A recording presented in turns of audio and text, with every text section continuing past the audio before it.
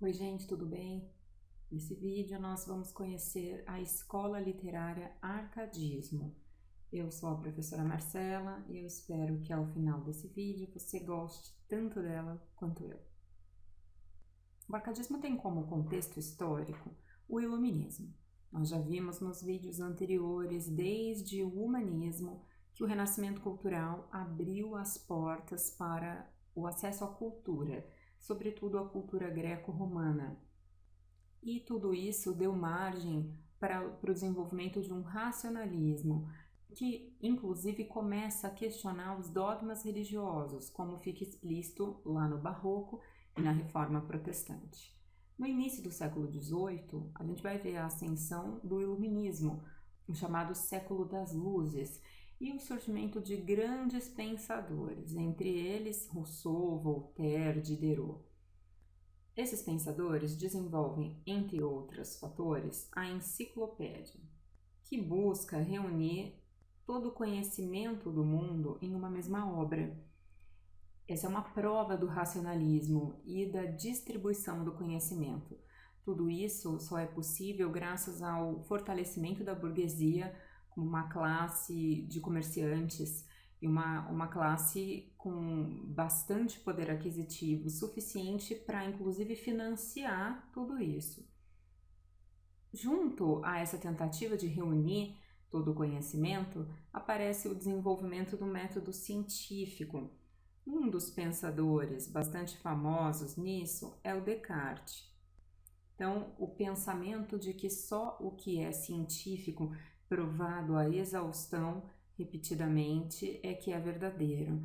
Nesse sentido, e juntamente ao barroco, o espaço para o teocentrismo é cada vez mais reduzido. Esse também é o século em que vai acontecer a Revolução Industrial, basicamente o uso da natureza para a indústria.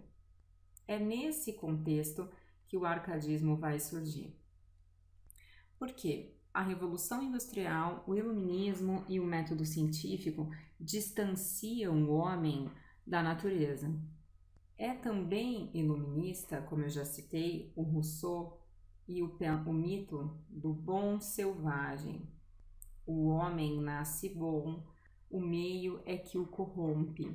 Todos esses pensamentos vão ser utilizados dentro do arcadismo como uma tentativa de se aproximar da natureza, que é bela, que é quase que sagrada, e voltar às origens.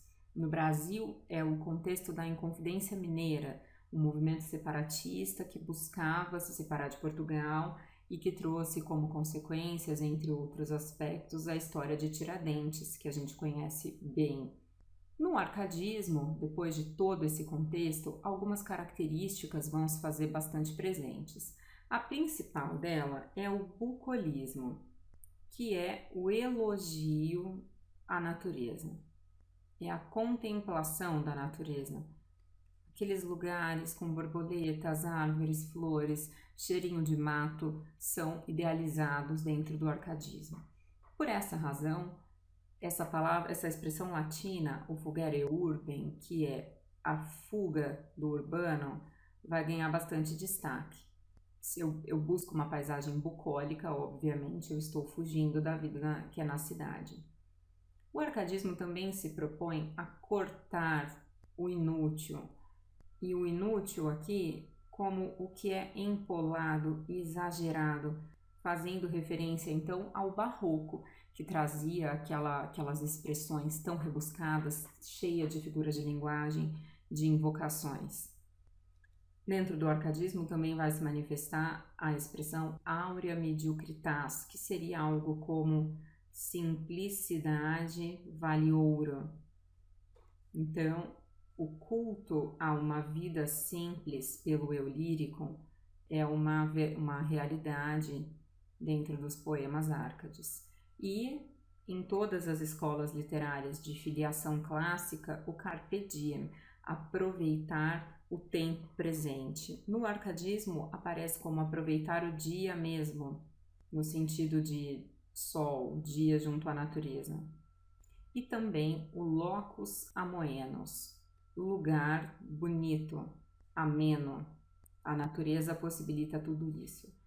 Para tudo isso funcionar, os escritores, os eulíricos, se nomeiam de pastores, eles criam pseudônimos de pastores greco-romanos famosos.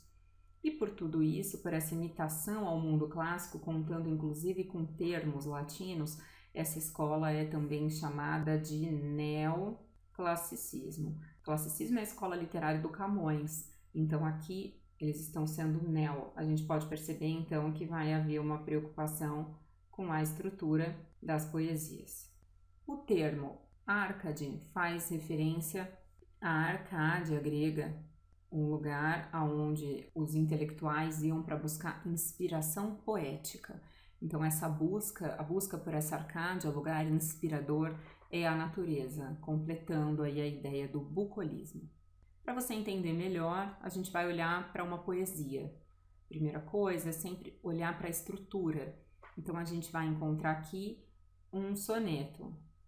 Perceberam que é característica da poesia clássica o soneto, essa forma fixa, tão elevada, se faz presente lá no classicismo com o Camões, no barroco com Gregório de Matos e aqui também. Esse poema é do Bocage, que é um português. A gente vai conhecer melhor os autores em um próximo vídeo.